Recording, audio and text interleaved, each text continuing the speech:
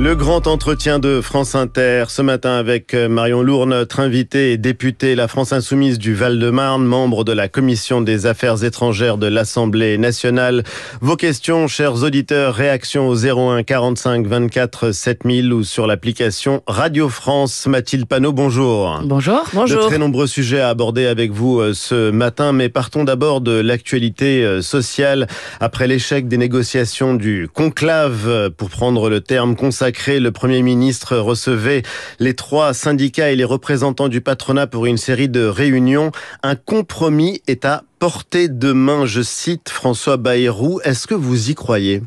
Alors, avant de répondre à cette question, je voudrais apporter tout mon soutien aux salariés de Radio France qui sont actuellement en grève contre le démantèlement du service public de l'audiovisuel, notamment parce que démanteler le service public de l'audiovisuel, c'est affaiblir la démocratie, affaiblir le rayonnement culturel de la France et affaiblir la création. Et nous, les Insoumis, prendrons toute notre part dans l'hémicycle dès lundi contre cette réforme dans l'Assemblée nationale. Alors, pour répondre à la question, non, nous n'y croyons pas, et d'ailleurs, nous n'y avons jamais cru. Je rappelle que dès le début, nous avions dit que nous voulions que l'Assemblée nationale puisse voter, puisque nous avons encore montré il y a quelques jours que l'Assemblée nationale, il existait une large majorité pour abroger la réforme de la retraite à 64 ans.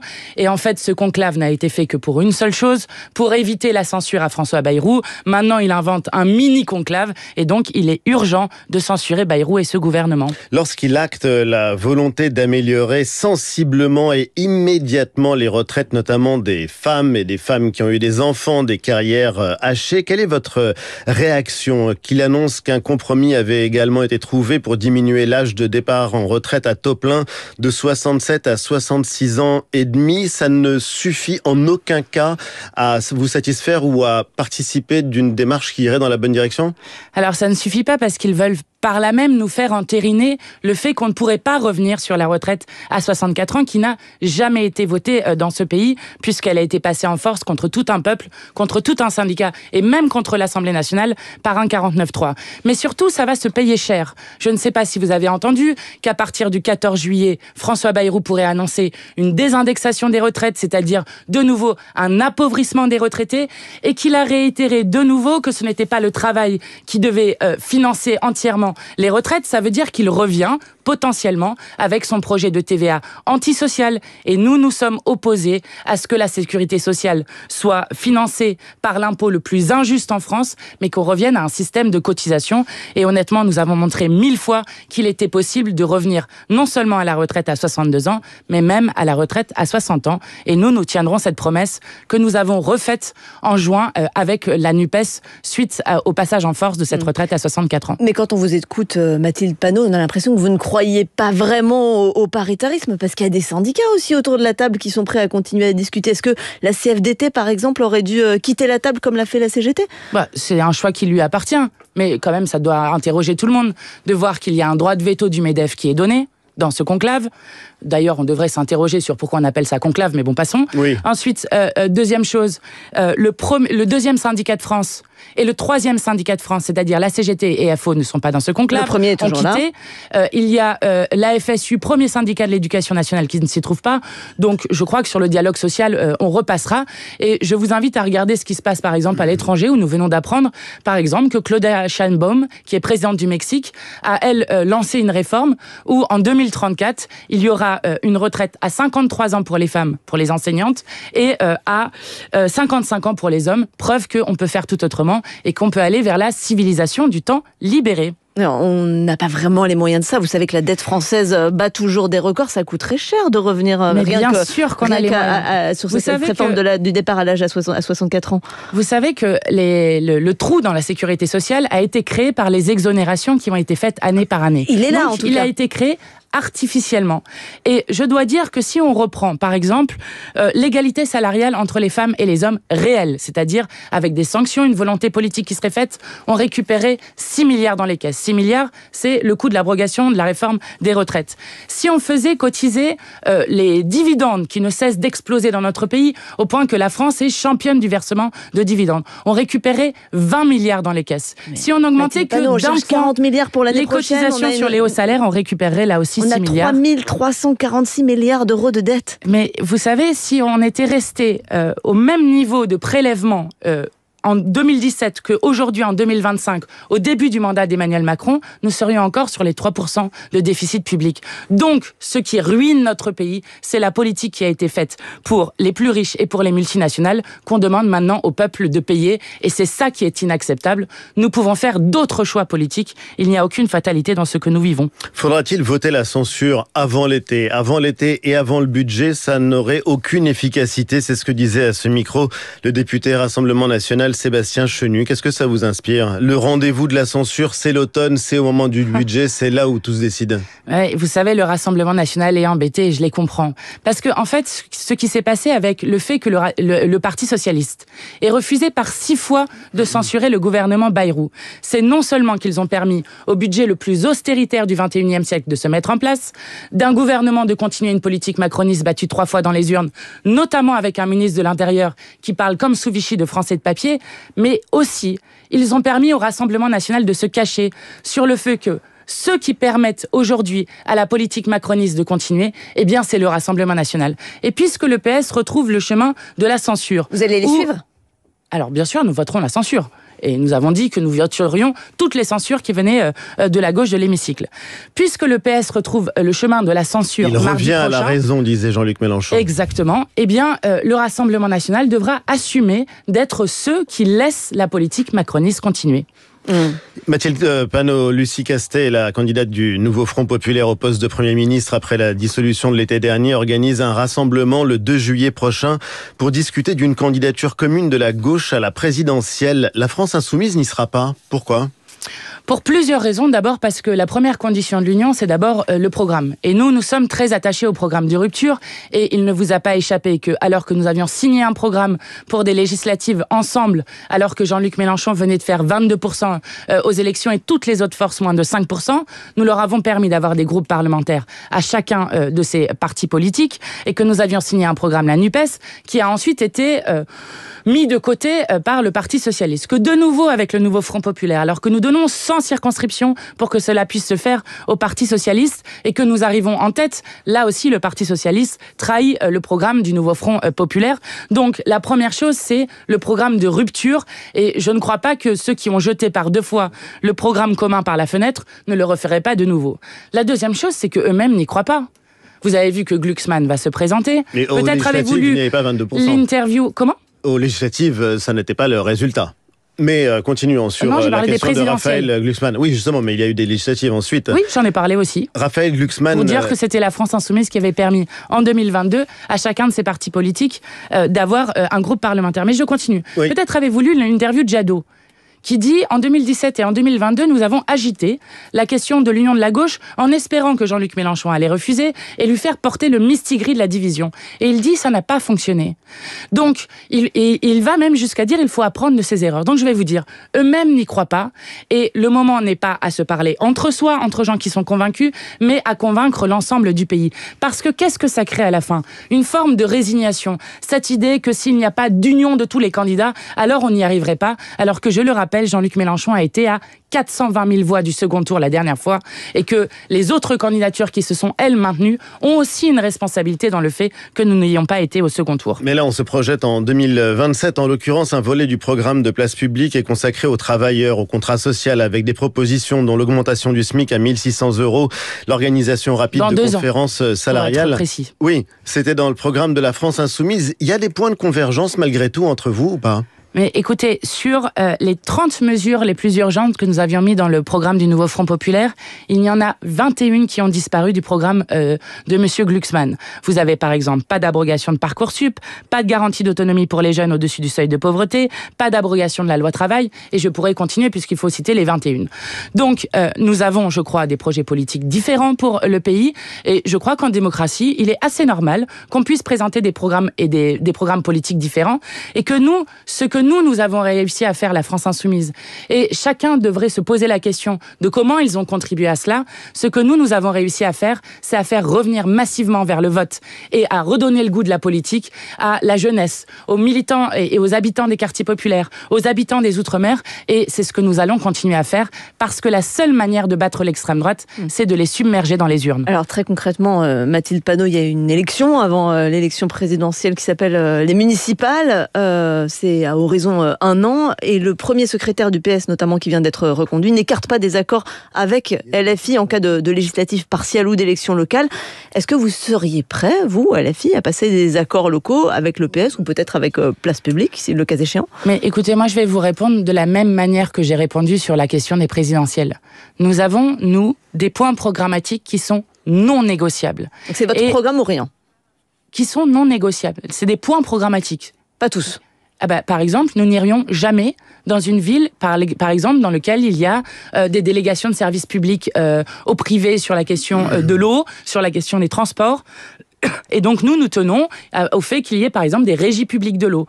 Nous tenons à ce que dans des villes, ce ne soient pas des villes qui pratiquent l'austérité, qu'il y ait des services publics à destination des habitants des villes. Donc ça, ce sont des points non négociables, et c'est à partir de là que les Insoumises seront présents dans toutes les élections municipales, sous des formes qui parfois seront différentes. Mais je vous assure que nous sommes un mouvement jeune, nous sommes nés en 2016, et bien c'est le moment où la France Insoumise va s'implanter massivement et durablement dans le pays. Il y a une interview assez passionnante de Jean-Luc Mélenchon, passionnante pour ce qu'elle dit de sa stratégie et de la stratégie de la France Insoumise qui a été accordée à l'hebdomadaire Le 1.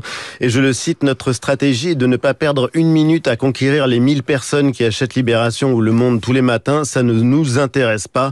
On veut être le parti des milieux populaires et des jeunes. Est-ce que vous assumez de ne vous adresser qu'à une partie justement de l'électorat français ?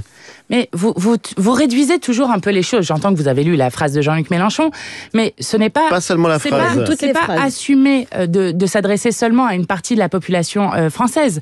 Nous nous adressons à tout le monde, et y compris lorsque nous parlons des grands biens communs, des transversales de la société, de l'unité du peuple français face au racisme, des biens communs qu'est par exemple l'eau, sans lequel personne ne peut vivre, des services publics qui vont à la fois des quartiers populaires jusqu'aux zones rurales.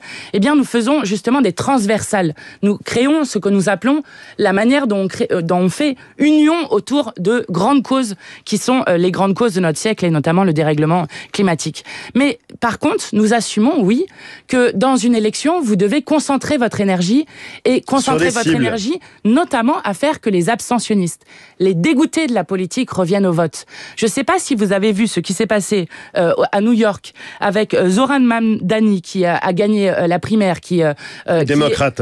Exactement, démocrate à New York, et donc qui combat férocement le génocide palestinien, qui pourrait être le premier maire new-yorkais musulman, et qui a ramené massivement au vote une jeunesse avec un programme notamment de rupture. Et je le dis, nous sommes dans un moment où seule la gauche radicale peut battre l'extrême droite. C'est ça qui est en train de se passer. Et pour cela, il faut faire ce que nous avons fait en juin et en juillet dernier, c'est-à-dire ramener massivement au vote les quartiers populaires, les habitants des Outre-mer, la jeunesse de ce pays, les militants associatifs, les militants syndicaux, les militants politiques, et je crois que c'est notre tâche et notre rôle. Alors, je comprends l'idée de comparer la France avec le Parti démocrate new-yorkais, mais je continue avec Jean-Luc Mélenchon. Il dit, bien sûr, l'histoire nous enseigne qu'il faut aussi être fort dans la petite bourgeoisie pour gagner. À la fin, ces gens-là réfléchissent, donc il faut aller à eux au bon moment, celui où leur intelligence va être en éveil plutôt que leur nombrilisme. Est-ce que vous comprenez que ça puisse être choquant, justement, pour les électeurs de cette petite bourgeoisie, d'être considérés comme des citoyens à conquérir par opportunisme et au dernier moment? Mais, enfin, c'est de l'explication de texte pour qu'on comprenne la stratégie politique d'LFI. On fait de l'explication de texte. Nous sommes et ça a été démontré dans toutes les élections, ceux qui avons l'électorat le plus transversal. Et nous en sommes extrêmement fiers. Nous avons avec nous des intellectuels, nous avons avec nous des universitaires. Nous faisons, depuis quelques années, ça ne vous a pas échappé, l'Institut La Boétie, qui aide à penser les grands enjeux de notre temps, y compris avec des gens qui ne sont pas insoumis. Donc oui, nous nous adressons largement. Et je veux dire quelque chose qui est important et qui va dans le sens de ce que dit Jean-Luc Mélenchon, c'est que il est vrai que face notamment, on parlait tout à l'heure du service public de l'audiovisuel, à des médias, des milliardaires qui ne cessent de nous dénigrer et qui ont un effet ensuite dans ce qui se passe dans la tête des gens, eh bien, face à cela, nous voulons faire en sorte que nous soyons la représentation populaire, d'abord des milieux populaires, et généralement, c'est ensuite comme ça que ça s'élargit. Comment expliquer que la France insoumise constitue un danger pour la démocratie pour 63% des Français? Ce sont les chiffres du politologue Brice Teinturier. Pour plusieurs choses. Peut-être parce que effectivement, nous sommes un danger plus fort pour les milliardaires de ce pays. Rappelez-vous que Bernard Arnault a été dîner avec Emmanuel Macron pour expliquer pourquoi le nouveau Front populaire ne devait jamais avoir le pouvoir lorsque nous avions gagné les élections, notamment parce qu'il savait que nous allions augmenter immédiatement le SMIC par décret, que nous allions mettre un terme à la réforme de la retraite à 64 ans. Donc oui, nous sommes un danger pour les milliardaires. Mais je veux aussi dire qu'il y a une responsabilité. Il n'y a pas tant de milliardaires que ça quand même. Il y a une responsabilité. Oui, enfin ils ont quand même de l'influence, la preuve, nous n'avons pas été au pouvoir. Il y a quand même une responsabilité aussi de l'inversion des valeurs dans le débat politico-médiatique. Et je veux quand même le dire. Par exemple, moi, je suis présidente d'un groupe parlementaire, oui. Et je ne suis pas présidente d'un groupe parlementaire dans lequel quelqu'un parle de lobby juif, d'avortement comme un génocide de masse, de supporters babouins par rapport à l'équipe de France de foot. Ça, c'est Marine Le Pen, qui est présidente d'un groupe dans lequel se trouve Caroline Parmentier, qui a tenu ces propos-là. Je ne suis pas présidente d'un groupe dans lequel il y a quelqu'un qui a été un libraire qui, non seulement est antisémite, mais a diffusé l'antisémitisme avec une librairie négationniste. Ça, c'est Frédéric Boccaletti, qui est député du Rassemblement national. Et pareil, je suis sidérée de voir qu'on n'a quasiment jamais parlé dans les médias des 3 groupes Facebook dans lesquels se trouvent des dizaines de députés RN, vous me permettrez de le dire, dans lesquels il y a par exemple ces phrases: une femme voilée en photo, et marqué en dessous: Hitler s'est trompé d'ethnie à exterminer. Donc, je crois qu'à force de faire passer les antiracistes pour des racistes, les antifascistes pour des fascistes, tout cela participe à une inversion des valeurs. Et ceux qui sont dangereux pour la démocratie, c'est ceux qui ne respectent pas le résultat des urnes. LFI est tout sauf un barrage contre l'antisémitisme. Et il évoquait le cas de Jérôme Gage, du député qui avait été insulté et agressé par les amis de Jean-Luc Mélenchon à ce micro. Mais moi, je vais vous dire, nous sommes la meilleure barrière contre l'antisémitisme. Vous pouvez lire la phrase que Jean-Luc Mélenchon a dit dans cette même interview sur les personnes juives dans notre pays. Il dit le jour où il y aura le Rassemblement national qui reviendra à ce qu'il est essentiellement, c'est-à-dire à la fois du racisme et de l'antisémitisme. Eh bien, nous serons tous les jours, quelle que soit la situation, du côté de nos confessions, de nos concitoyens de confession juive, s'ils sont pris à partie pour leur religion. De même que nous serons tous les jours aux côtés de ceux qui seraient pris à partie pour leur couleur de peau, pour leur orientation sexuelle. Nous sommes humanistes, c'est-à-dire ceux qui refusons à tout moment qu'on trie les gens selon leur couleur de peau, leur religion, leur orientation sexuelle. Donc c'est insupportable qu'on nous colle cette étiquette sur nous, comme on l'a collé d'ailleurs au pape, qui lui-même est antisémite pour avoir dénoncé le génocide à Gaza, comme on l'a collé à Macron à des moments, etc., au secrétaire général de l'ONU et beaucoup d'autres. Alors là, on parle des autres. Parlons de vous, de LFI. Donc vous disiez que vous alliez voter les censures et toutes les censures. La stratégie, c'est toujours de faire tomber tous les gouvernements jusqu'à ce que Macron démissionne et qu'il y ait une présidentielle ?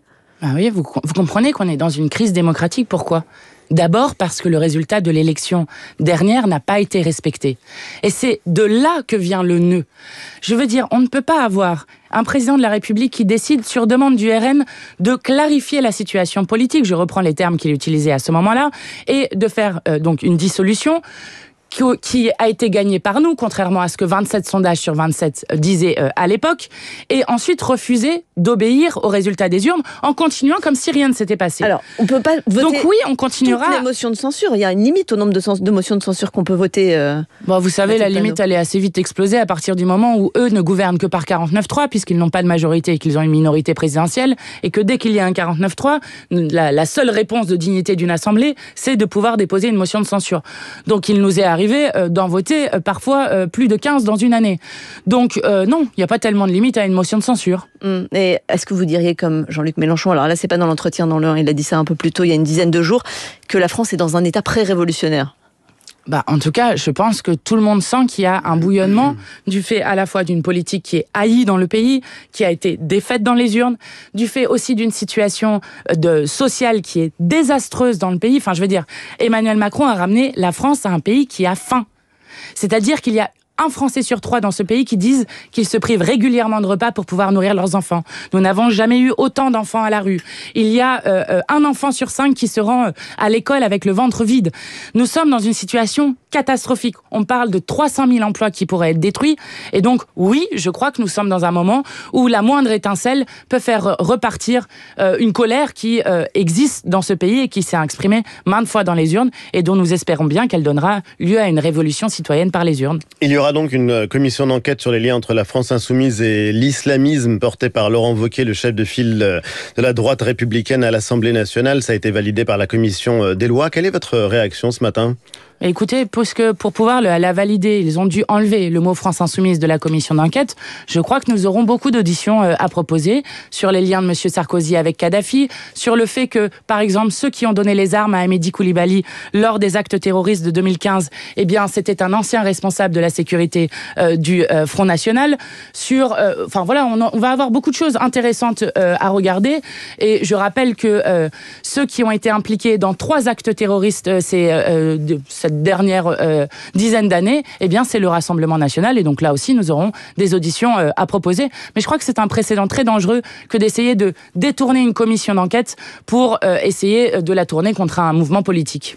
Question qui concerne la situation internationale, puisqu'il y a eu la réunion de l'OTAN, une réunion importante avec des pays qui se sont engagés, comme la France, à consacrer plus de 3,5% de leur PIB à des dépenses militaires. Vous l'avez dénoncé, cette décision. Il ne faut pas augmenter le budget de la défense, ça n'est pas une urgence aujourd'hui? En fait, le budget de la défense doit être augmenté selon les besoins que nous nous donnons, pas selon ce que Trump dicte. Les 5% du PIB, de porter à 5% du PIB le budget de la défense, c'est ce que Trump a dicté. Et d'ailleurs, vous avez vu le niveau de servilité des Européens et de la France, qui s'appelle une humiliation, quand le secrétaire général de l'OTAN écrit un message dithyrambique au président Trump pour le féliciter des violations du droit international qui ont été faites avec les frappes sur l'Iran.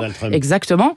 Dans lequel il dit « L'Europe va payer le prix cher » pour ensuite dire en face à face pour le féliciter « Daddy, papa doit parfois hausser le ton ». Ça dit dans quoi nous sommes, et je crois que c'est une folie que la France s'aligne sur l'OTAN, notamment d'autant plus, nous le disons depuis longtemps, que la France doit quitter le commandement intégré de l'OTAN, mais notamment d'autant plus quand celui qui le préside actuellement est quelqu'un qui est un danger pour l'humanité tout entière. Alors Jean-Luc Mélenchon a proposé récemment de rebaptiser le français. Je préférerais qu'on dise que nous parlons tous le créole, c'est ce qu'il a dit dans un colloque à l'Assemblée nationale. La langue, ça ne doit pas être un patrimoine et un outil d'intégration, comme le dit le ministre de la Justice ? Moi, je trouve que c'est une très bonne polémique qui nous a été faite par l'extrême droite parce que, alors j'explique dans quel cadre ça a été fait, c'était un colloque... C'est pas que l'extrême droite qui conteste ça. Oui, la droite et l'extrême droite beaucoup quand même, qui montent au plafond. Donc c'est un colloque qui était organisé par le député insoumis Aurélien Taché suite à un rapport qui avait été fait sur la francophonie.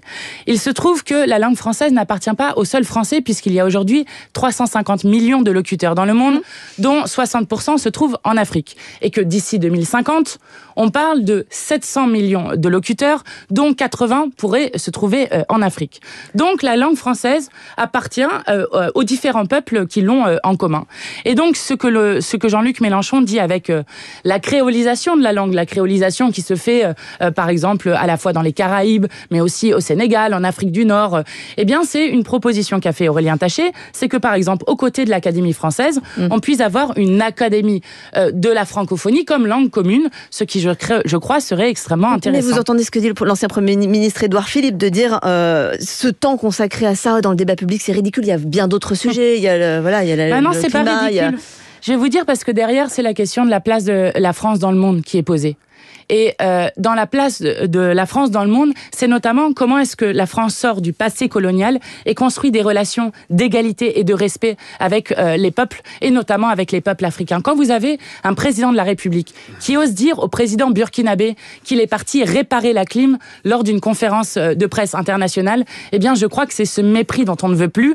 Et vous savez, c'est Léopold Sédar Senghor qui, comme premier président sénégalais, avait notamment contribué à faire qu'il y ait des institutions sur la francophonie, en disant que justement la francophonie pouvait être un outil de coopération entre les peuples qui se partagent cette langue. Merci infiniment Mathilde Panot d'avoir été l'invitée de France Inter. Ce matin, à suivre la revue de presse.